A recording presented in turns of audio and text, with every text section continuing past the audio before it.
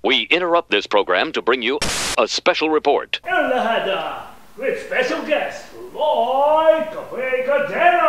Magandang gabi mga kapamilya, ako nga pala si El Lahada. Welcome to CPA Studios, Ang Karamdaman. Sama ko ang isang YouTube sensation na si Lloyd Cadena upang ipabahagi sa atin ang kanyang karanasan kung siya'y nagkarelasyon. Lloyd!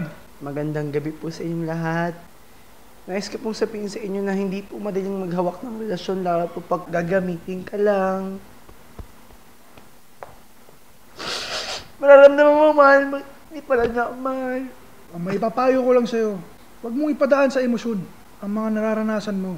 Tulad ng pagkakaloko sa'yo ng boyfriend mo. Girlfriend po. Girlfriend mo. Hindi po kasi talaga bakla, Sir Air. Girlfriend po siya. Bakit po, kuya? Pwede ka bang ma-interview? Saan ba probinsya mo? Sa Bulacan.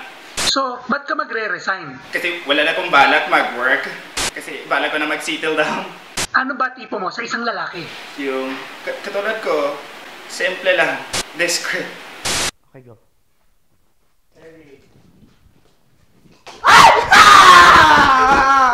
Ayoko na talaga, ayoko na. Okay.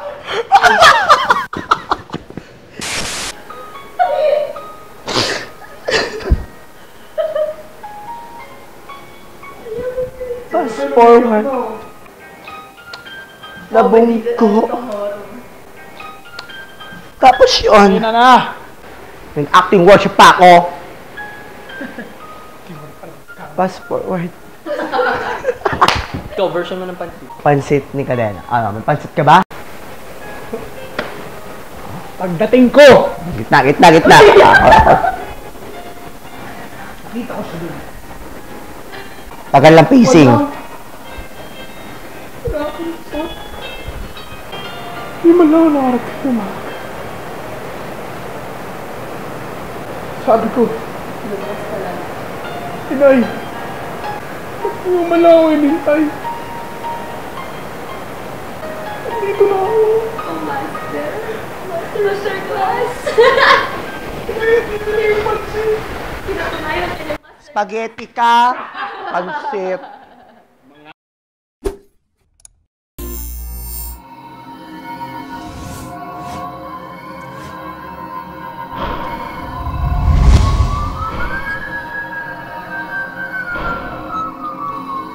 Ay, ba itong bahay nyo, El? Napakadubi. Di ba nag-release dito?